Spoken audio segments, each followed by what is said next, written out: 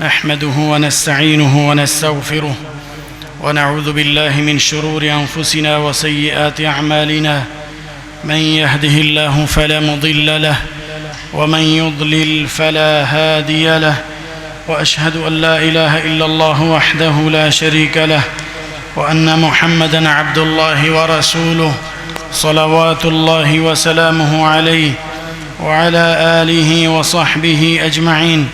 اللهم صل على محمد وعلى آل محمد كما صليت على إبراهيم وعلى آل إبراهيم إنك حميد مجيد.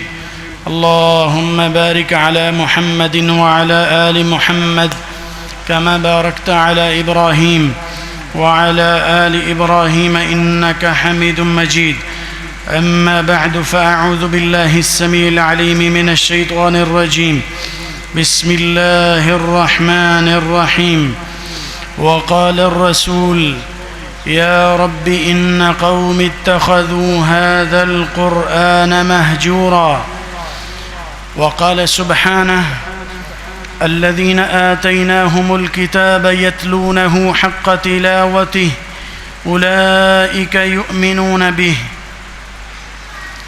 قیامت کے دن رسول اللہ صلی اللہ علیہ وآلہ وسلم درخواست کریں گے، اے میرے رب، اے میرے پروردگار، ان قوم اتخذوا هذا القرآن مہجورا، بے شک میری امت نے اس قرآن کو پس پش ڈالے رکھا، چھوڑے رکھا۔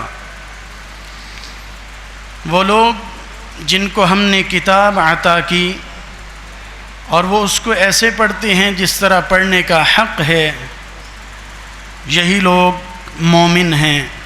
صدق اللہ العظیم۔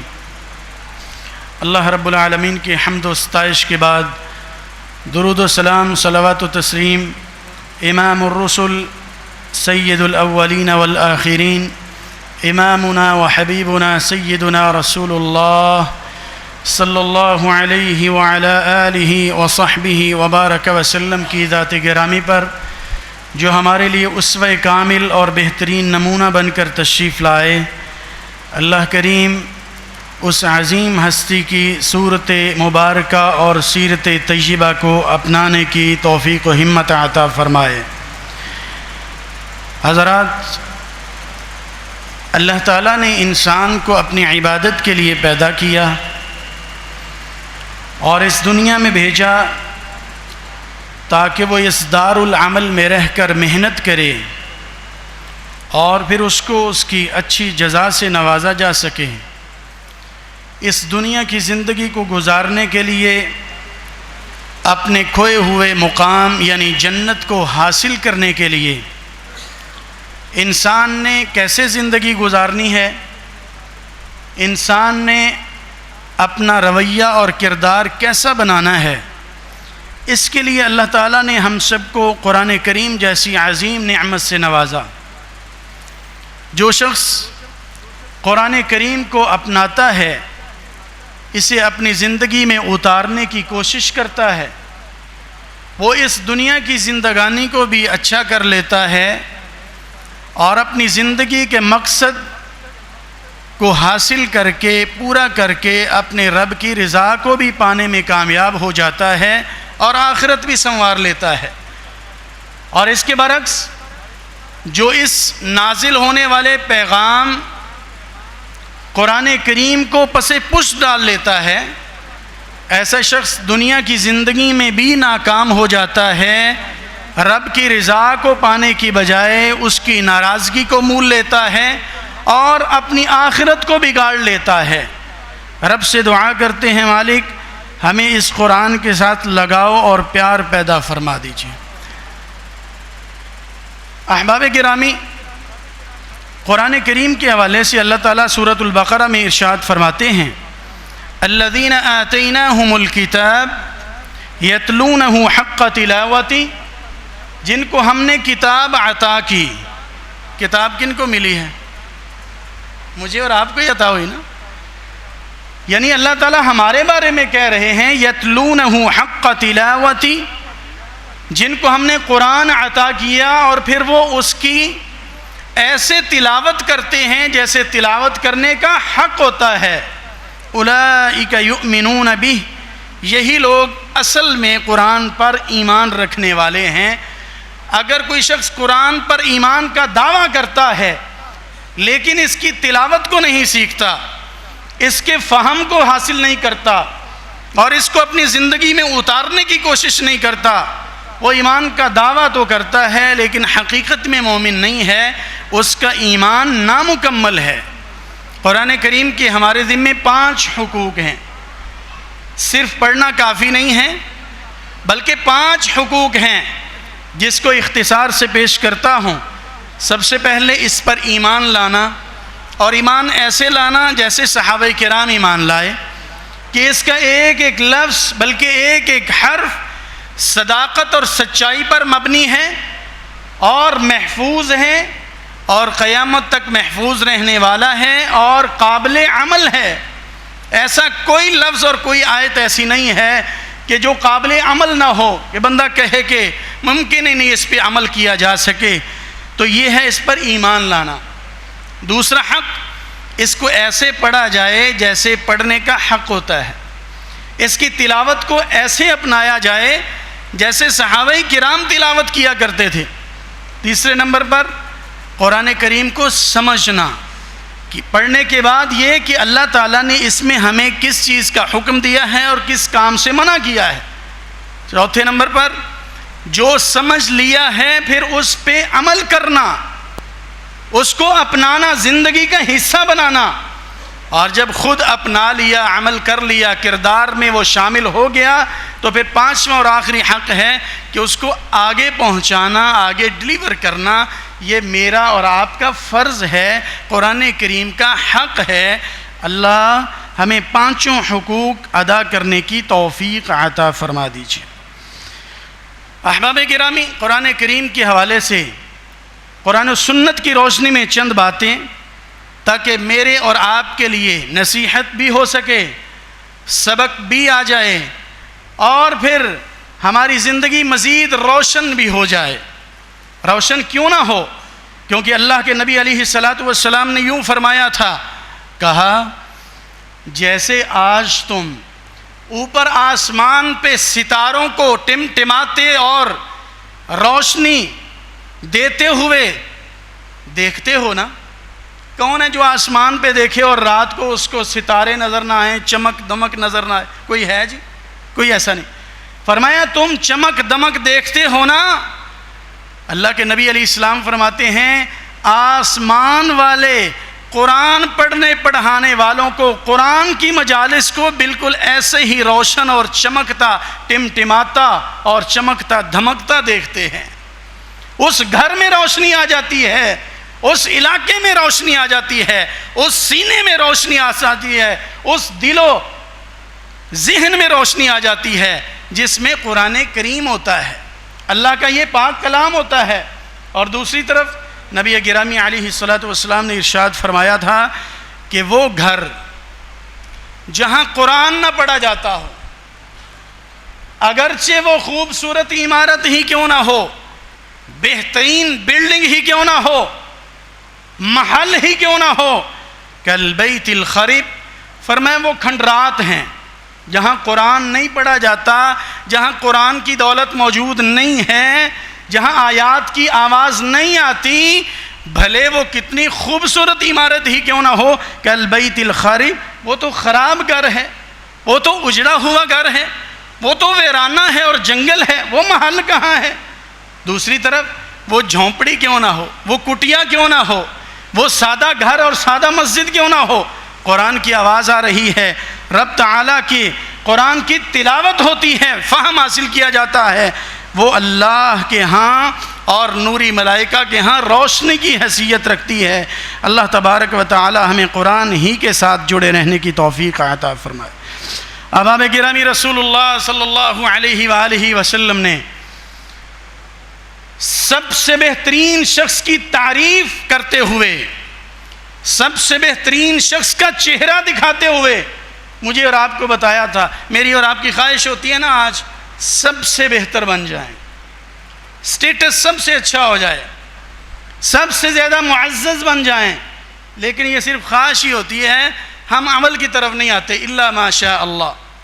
اللہ کے نبی علیہ السلام نے تو بتا دیا، خیرکم من تعلم القرآن وعلمہ.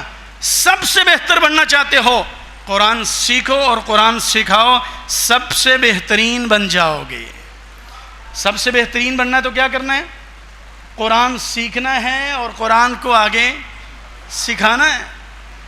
قرآن کو پہلے سیکھیے اور پھر آگے پہنچائیے، سب سے بہترین بن جائیں گے. خیرکم سپرلیٹو ڈگری ہے، سب سے بڑا لفظ ہے، سب سے بڑا صیغہ ہے. سب سے بہتر وہ ہے جو قرآن سیکھتا ہے اور سکھاتا ہے. اللہ ہمیں بھی اس لسٹ اور فہرست میں شامل فرمائے.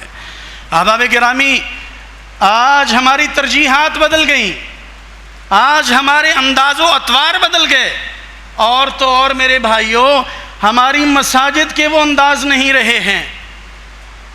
پیچھے جائیے نا، 10 سال پیچھے، 8 سال پیچھے، نماز فجر کے بعد کیا انداز ہوتا تھا، کیا رونق ہوتی تھی. ہم خود دیکھتے رہے ہیں اور روشن چہرے تو بہت زیادہ دیکھتے رہے ہیں. فجر کی نماز کے بعد بالخصوص اپنے دن کا آغاز کرتے ہوئے ہر بزرگ، ہر نوجوان، ہر بچہ، کلاس نہیں ہے، اپنی نفلی نیت کرتے ہوئے رب سے، قرآن سے پیار کا اظہار کرتے ہوئے قرآن کریم کھولتا تھا. بھئی میں باقی کام بعد سے کرنے نے، پہلے میں قرآن دی تلاوت کر لوں.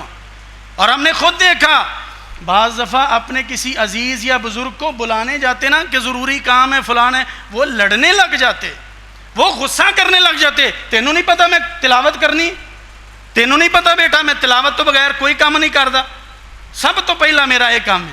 اور ہاں یہ وہی بات ہے جو شیخ الاسلام ابن تیمیہ رحمہ اللہ اور امام ابن القیم رحمہ اللہ جیسی ہستیاں کر گئیں. کہا کرتے کہ یہ ذکر ہے نا جو صبح شام کے اذکار اور طویل ذکر کی نشست، سبحان اللہ، الحمدللہ، اللہ اکبر، یہ تلاوت، یہ میری روح کا ناشتہ ہے. اور جس دن میں ناشتہ نہ کر پاؤں تو میری روح بیمار پڑ جاتی ہے. ہمیں جسم کی بیماری کا فکر بھی ہوتی ہے اور ہمیں پتہ بھی چل جاتا ہے جسم بیمار ہو گیا ہے، لیکن روح بیمار ہے، اس کا علاج کیا ہے، اس کی وجہ ہمیں کوئی فکر نہیں. تو میں عرض کر رہا تھا بھائیوں، نماز جہاں آتی ہے، نہاں قرآن ہوتا ہے، قرآن سیکھنے اور سکھانے کی جگہ تھی، وہاں ہی ہماری ترجیحات بدلتی جا رہی ہیں، وہاں ہی ہم نے تلاوت قرآن کے اس انداز کو بدل دیا ہے. کہاں ہے جہاں فہم قرآن کی کلاس ہو رہی ہو؟ کہاں ہیں جہاں ہم نماز کے بعد اپنے دن کا آغاز قرآن سے کر رہے ہوں، ہر نوجوان اور ہر بزرگ قرآن کریم سے اپنے دن کا آغاز کر رہا ہو؟ اور گھروں میں بھی ایسے ہوتا تھا، ہماری مائیں، ہمارے بزرگ، ہماری بہنیں وہ قرآن کریم سے آغاز کیا کرتی تھی. آج وہ انداز نہیں رہا. اللہ کریم پھر سے وہ ایمان کی جنبش اور حلاوت عطا فرما دے. اللہ اکبر. رسول اللہ صلی اللہ علیہ وآلہ وسلم نے فرمایا تھا، ان اللہ یرفع بهذا الکتاب اقواما ویضع به آخرین. اللہ تعالیٰ اس کلام پاک کے ذریعے ہی لوگوں کو شان دیتا ہے، اور اس پہ عمل نہ کرنے والے، اس کو پس پش ڈالنے والے اس قرآن کی وجہ سے ہی ذلیل و خوار ہو جاتے ہیں. بلندی بھی اس کی وجہ سے، پستی اور ذلت بھی اسی کی وجہ سے. اور ہاں اس کی مثال، ایک دفعہ سیدنا عمر بن خطاب رضی اللہ تعالیٰ عنہ کی ملاقات ہوئی عسفان مقام پہ اپنے گورنر کے ساتھ.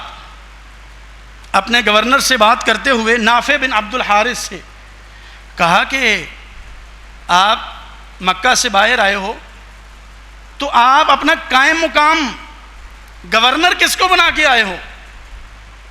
آخر پیچھے اپنا نائب بھی تو کسی کو بنایا ہے. تو کہا جی ہم نے ابن ابزہ کو اپنی جگہ نیابت عطا کی ہے. کہا وہ کون ہے؟ کہنے لگے کہ وہ ہمارا ایک غلام ہے، آزاد کردہ غلام. کہا اللہ کے بندے، مدینے کا مکے کا گورنر بنایا ہے، اور بنایا کس کو؟ غلام کو، سادے سے بندے کو. کہا کہ اس کی وجہ یہ ہے کہ انہو قارئ، انہو عالم بکتاب اللہ دو وجوہات کی بنا پہ بنایا ہے، ذات پات نہیں دیکھی، اس کا ظاہری حلیہ اور سلسلہ نہیں دیکھا، اس کا خاندان اور نسب نہیں دیکھا۔ وجہ یہ ہے امیر محترم، اس لیے اس کو گورنر بنایا ہے، قرآن کا اچھا عالم ہے، قرآن اچھا پڑھنے والا ہے، اور وراثت کے اور دین کے مسائل کو بڑی اچھی طرح جاننے والا ہے۔ اس وقت عمر بن خطاب رضی اللہ تعالیٰ عنہ نے یہ فرمان پڑھا تھا، کہا، سچ کہا تھا ہمارے پیارے نبی علیہ الصلاۃ والسلام نے، ان اللہ یرفع بہذا الکتاب اقواما ویضع بہ آخرین، اللہ قرآن والوں کو ہی عزت عطا کرتا ہے اور قرآن کو پس پشت ڈالنے والوں کو ہی ذلیل و خوار کر دیتا ہے۔ آج اگر اس کو گورنری ملی ہے تو قرآن کی وجہ سے، بالکل آپ کا فیصلہ ٹھیک ہے، تو اس دنیا میں بھی عزت قرآن کی وجہ سے۔ میرے بھائیوں، اگر آخرت میں بھی عزت اور مقام چاہتے ہیں تو ہمیں قرآن کو سینے سے لگانا ہوگا۔ رسول اللہ صلی اللہ علیہ وآلہ وسلم نے اس کی اہمیت اور فضیلت کو بیان کرتے ہوئے کچھ یوں بھی فرمایا تھا۔ آپ علیہ الصلاۃ والسلام نے فرمایا، لا حسد الا فی اثنتین، کہ دو بنیادوں پہ ہی صرف کسی سے رشک کیا جا سکتا ہے۔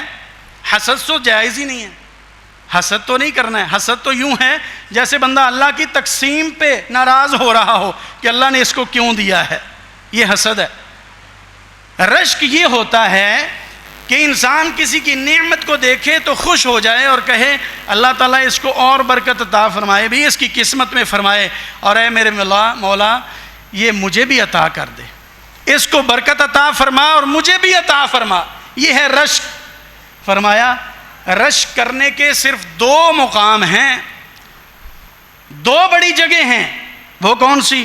فرمایا ایک شخص جو اللہ کی آیات کو سیکھتا ہے اور پھر اچھا پڑھتا ہے، عمل کرتا ہے دن اور رات کی گھڑیوں میں، تو بندہ اس کو دیکھ کر یہ کہہ سکتا ہے، اے اللہ مجھے بھی کاش تو قرآن کا قاری اور عالم بنائے، تو میں بھی اس طرح تیرے قرآن پہ عمل کرنے والا بن جاؤں، پڑھنے والا بن جاؤں۔ تو یہ شخص انتہائی اچھی خواہش کرتا ہے۔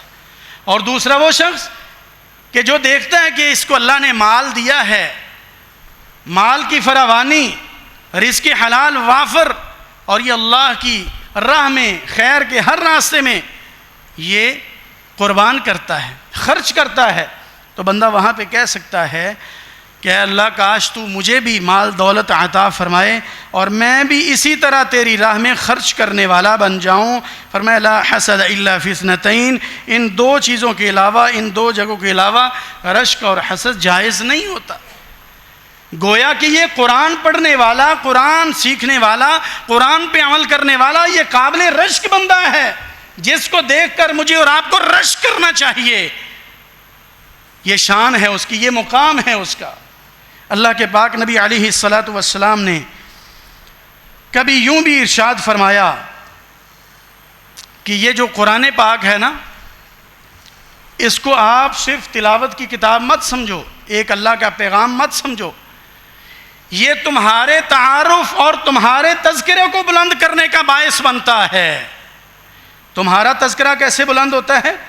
رسول اللہ صلی اللہ علیہ وآلہ وسلم نے فرمایا، اور جس کو یہ شان معلوم ہو جاتی ہے نا، پھر وہ اس طرح قرآن کی تعلیم میں اور قرآن کے علم میں اس طرح گہرائی میں جاتا ہے جس طرح اللہ کے پاک نبی علیہ السلام کے صحابی عبداللہ ابن مسعود رضی اللہ تعالیٰ عنہ فرمایا کرتے، واللہ الذی لا الہ غیرہ، اللہ کی قسم کھا کر کہتا ہوں، ما انزلت سورۃ من کتاب اللہ الا انا اعلم این انزلت، کوئی صورت ایسی نہیں ہے کہ جو بھی نازل ہوئی نبی مکرم علیہ السلام کے سینہ پاک پر اور مجھے پتہ نہ ہو کہ وہ کہاں نازل ہوئی ہے۔ اور آگے فرماتے ہیں وَلَا أُنزِلَتْ آیَةٌ مِّن کِتَابِ اللَّهِ إِلَّا أَنَا أَعْلَمُ فِي مَا أُنزِلَتْ، جو بھی آیت اللہ کے کلام میں نازل ہوئی ہے، عبداللہ بن مسعود کو پتہ ہے کہ یہ آیت کس کے بارے میں نازل ہوئی، یہ آیت کس مسئلے کے بارے میں نازل ہوئی، یہ آیت کس شخص کے بارے میں نازل ہوئی ہے۔ کیوں؟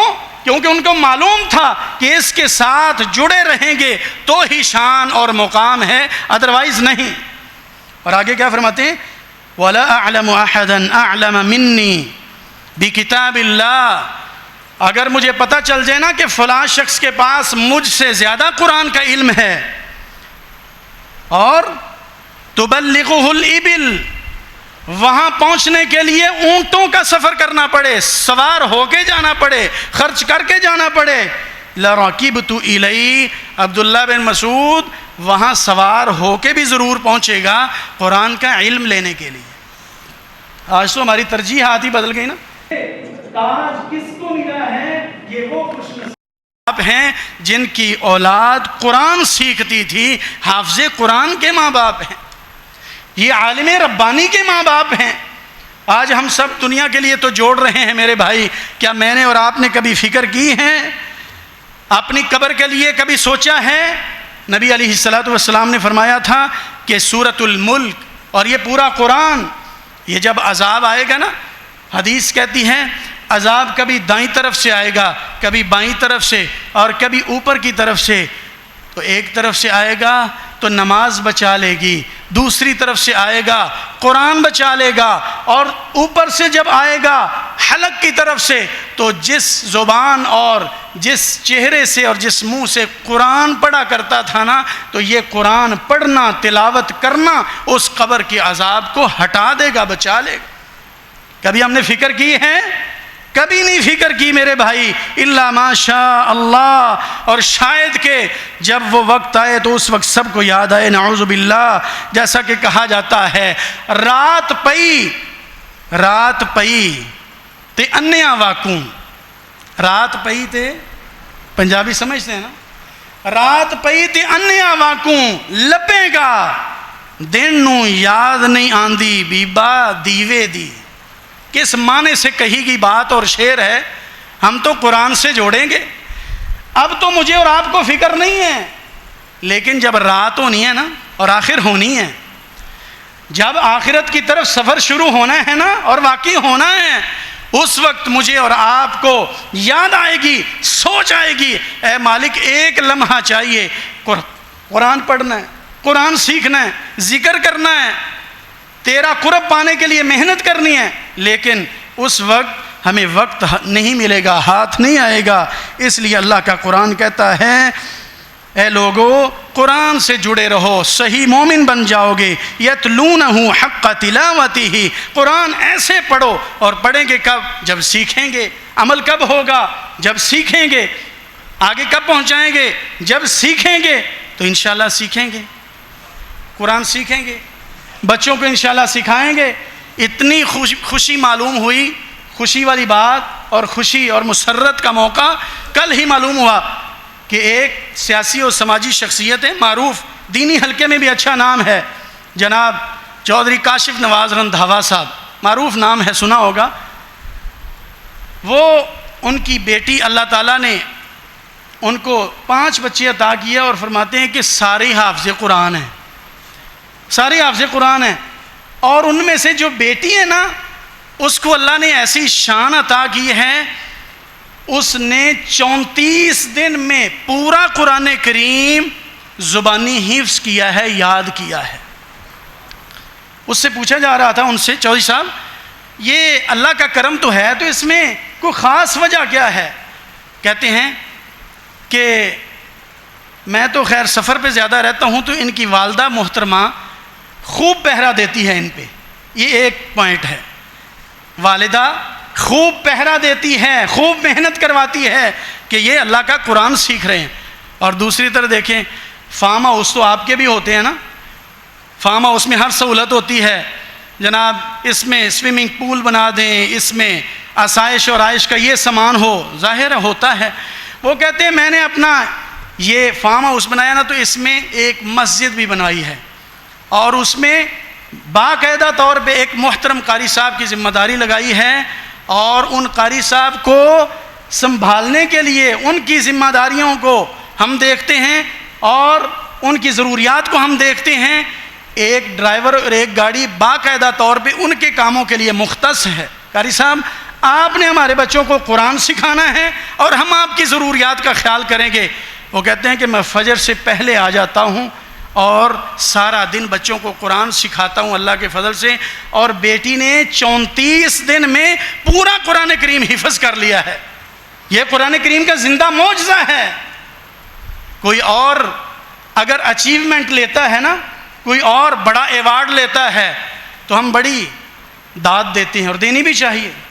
یہ آپ نے پچھلے دنوں دیکھا ہے نا ارشد ندیم صاحب کے حوالے سے، اور بڑی اچیومنٹ ہے جناب، یہ کوئی تقابل نہیں ہے۔ لیکن ہم یہ کہنا چاہتے ہیں کہ کہاں ہیں وہ انعامات دینے والے، اور کہاں ہیں وہ بڑے بڑے دعوے کرنے والے؟ جب قرآن کی بات ہوتی ہے کہ پورے ملک بلکہ انٹرنیشنل لیول پہ قرآن کا مقابلہ ہوتا ہے، اور پاکستانی ایک ننھا قاری ابو بکر وہ مقابلہ جیت کے آتا ہے، پاکستان کا نام فخر سے بلند ہوتا ہے، خوشی ملتی ہے، کوئی انعام کے لیے تیار نہیں ہوتا ہے۔ اور یہ بیٹی، یہ گڑیا، اللہ ہمارے سب بچوں کو نیک بنائے۔ یہ اتنا بڑا ایوارڈ ہے دنیا کے لیے بھی اور آخرت کے لیے بھی، صرف چودھری صاحب کے لیے، کاشف نواز رنداوا صاحب کے لیے نہیں ہے، یہ پورے قوم کے لیے، پورے وطن عزیز کے لیے یہ ایک بڑا اعلان ہے، ایک بڑا انعام ہے، ایک بڑا آنر اور شرف ہے کہ ہمارے وطن کی سرزمین پر ایک بچی 34 دن میں قرآن یاد کرتی ہے۔ اللہ کے فضل سے یہ وطن کی سرزمین بڑی زرخیز ہے، جیسے اقبال نے بھی کہا تھا کہ یہ بڑی زرخیز ہے، لیکن اس کے لیے کیا کرنا ہے؟ مجھے اور آپ کو محنت کرنا ہے۔ تو وہ چوئی صاحب فرماتے ہیں کہ ان کی ماں محنت کرتی ہے، اور دوسرا یہ کہ ہمارے ہاں رواج ہے گھر میں اور اچھی ریت ہے کہ عشاء کے بعد ہم جو مرضی ہو جائے 10 بجے ہم سو جاتے ہیں بچے، اور فجر سے پہلے سارے بچے پورا گھرانہ جاگا ہوا ہوتا ہے۔ جب ہم یہ کام نہیں کر سکتے تو پھر ہم یہ بڑی بڑی چیزیں بھی کیسے سوچ سکتے ہیں؟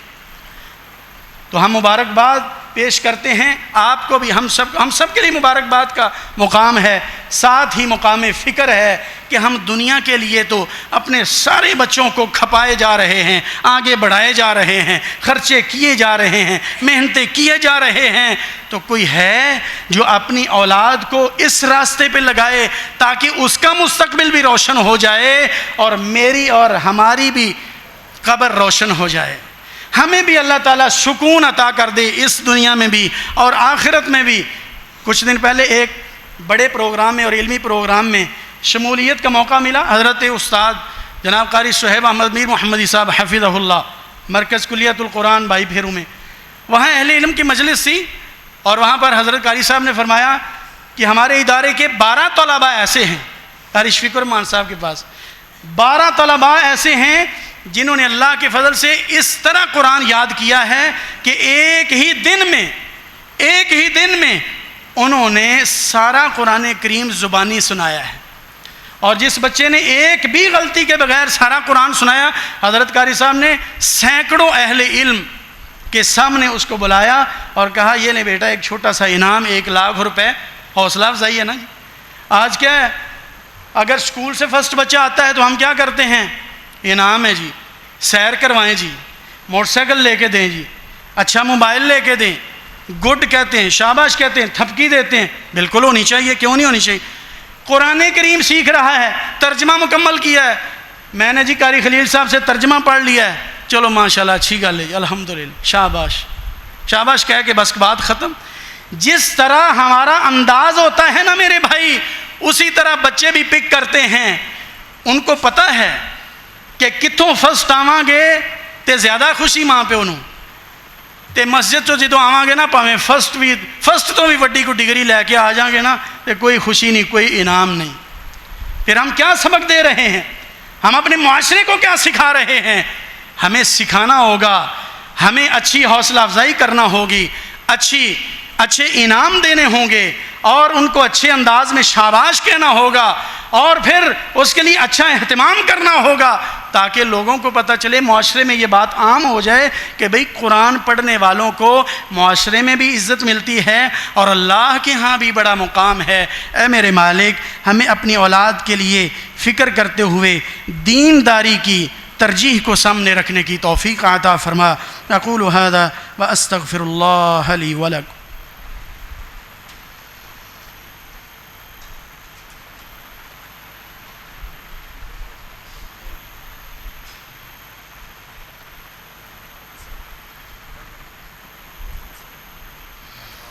إن الحمد لله والصلاة والسلام على رسول الله وعلى آله وصحبه أجمعين.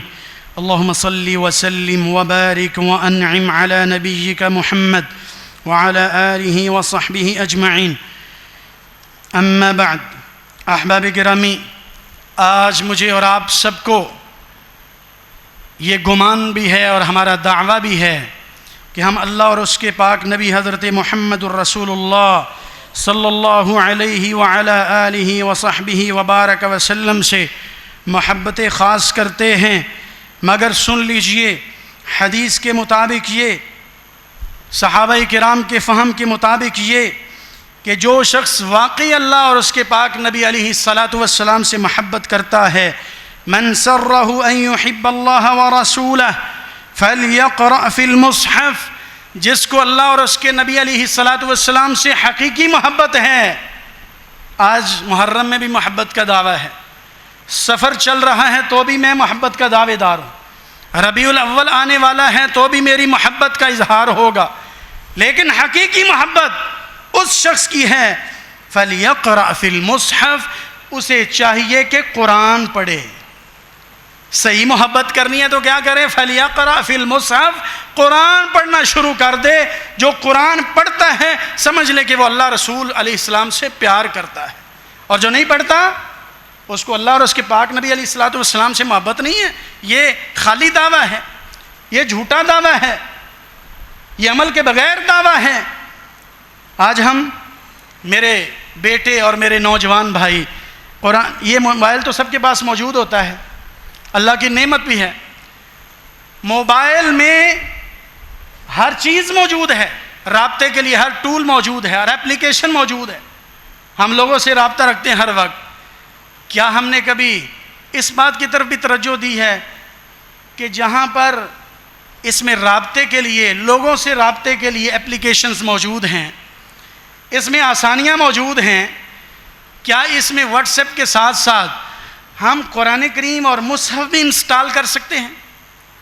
ہم اس میں تفسیر ابن کثیر اور تفسیر فہم القرآن بھی انسٹال کر سکتے ہیں.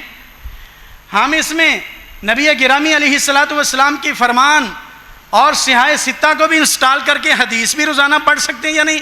نہیں، اس طرف کوئی توجہ نہیں. الا ما رحم ربی. تو انشاءاللہ موبائل میں دیگر چیزوں کے ساتھ قرآن و حدیث رکھنے کی بھی کوشش فرمائیں گے میرے بھائیوں. اللہ تعالیٰ آپ کو برکتوں سے نوازے. تو اللہ اور اس کے پاک نبی علیہ الصلاۃ والسلام کے ساتھ محبت کا جو دعویٰ کرتا ہے اسے چاہیے فَلْيَقْرَأْ فِي الْمُصْحَفِ، کہ وہ بھائی قرآن کو پڑھا کرے. اے میرے مولا، ہمیں اپنی زندگی میں قرآن کو ترجیح دینے کی توفیق عطا فرما، ہمیں اہل قرآن میں شامل فرما، جیسا کہ تیرے پاک نبی علیہ السلام نے فرمایا تھا ان للہ اہلین، اللہ کے کچھ خاص لوگ ہوتے ہیں، اور وہ کون ہیں؟ جو قرآن پڑھنے والے ہیں. اے اللہ ہمیں اپنے خاص لوگوں میں شامل فرما. اے اللہ ہمارے بیماروں کو شفائے کاملہ عاجلہ نصیب فرما. ہمارے بھائی راشد صاحب جو معزز نمازی ہیں یہاں کے، ان کا بیٹا بیمار ہے عبدالہادی، دعا کریں اللہ تعالیٰ ہمارے بیٹے عبدالہادی کو شفائے کاملہ عاجلہ نصیب فرمائے. ہماری رونق اور پہلی صف کے معزز نمازی جناب حاجی عبدالستار صاحب بیمار ہیں اور ہاسپٹل میں بھی ایڈمٹ رہے ہیں، دعا کریں اللہ تعالیٰ ان کو بھی شفائے کاملہ عاجلہ عطا فرمائے. اسی طرح جناب حاجی ثناء اللہ ثاقب صاحب قصور کی دینی شخصیت ہیں اور قصور کے ذمہ دار ہیں جماعت کے، دعا کریں اللہ تعالیٰ جناب حاجی ثناء اللہ ثاقب صاحب کو مکمل شفا عطا فرمائے. اسی طرح ہمارے معزز بھائی جناب ریاض خلیل صاحب، بابا جی خلیل صاحب کے بیٹے، پچھلے دنوں بھی ایک ان کی ہمشیرہ انتقال کر گئیں، میرا خیال مہینہ ڈیڑھ پہلے. ابھی دوبارہ سے وہی آزمائش کہ ان کی دوسری ہمشیرہ اللہ کے پاس حاضر ہو گئیں. اے میرے مالک، ان کو جنت الفردوس میں اعلیٰ مقام عطا فرما. اے اللہ جتنے بھی تیرے پاس حاضر ہو گئے ان کو جنت الفردوس میں اعلیٰ مقام عطا فرما، ان کا حساب آسان فرما. اے اللہ ہماری دنیا بھی بہتر بنا، ہماری آخرت بھی بہتر فرما. ہمارے بیماروں کو شفائے کاملہ عاجلہ نصیب فرما، ہمارے فوت شدگان کی مغفرت فرما. ہماری اولادوں کو نیک بنا اللہ، اپنے پسندیدہ بنا. اے اللہ ہماری اولادوں کو دین کے راستے پہ چلنے والا بنا. اللہ بے اولادوں کو نیک نرینہ صالحہ اولاد عطا فرما. ہماری پریشانیوں کو خوشیوں میں تبدیل فرما. اے اللہ جن تیرے بندوں نے تیرے گھر کو آباد کرنے کے لیے، اس میں سولر لگوانے کے لیے، اس میں روشنی کرنے کے لیے، اس میں ٹھنڈک لگانے کے لیے انتظام کیا، محنت کی، تعاون کیا، اچھے مشورے دیے، اللہ سب کا تعاون اپنے پاس قبول فرما۔ اللہ جنہوں نے کیا ہے یا تعاون کرنا چاہتے ہیں سب کو بہترین جزا عطا فرما۔ محترم بھائیوں، 1 ستمبر اتوار کے روز عشاء کی نماز کے بعد یہ ہمارے قریب جو گگڑ میں جامع مسجد خان پوریاں، وہاں پر انشاءاللہ تبلیغی اصلاحی پروگرام ہو رہا ہے۔ نماز عشاء کے بعد تشریف لا رہے ہیں قاری بنیامین عابد صاحب حفظہ اللہ تعالی، اور جو تشریف لائیں گے احباب گرامی ان کے لیے ضیافت کا بھی اہتمام ہوگا۔ احباب وقت نکال کر دین کے پروگرام میں تشریف لے جایا کریں۔ سبحانک اللہم و بحمدک، اشہد ان لا الہ الا انت استغفرک و اتوب الیک۔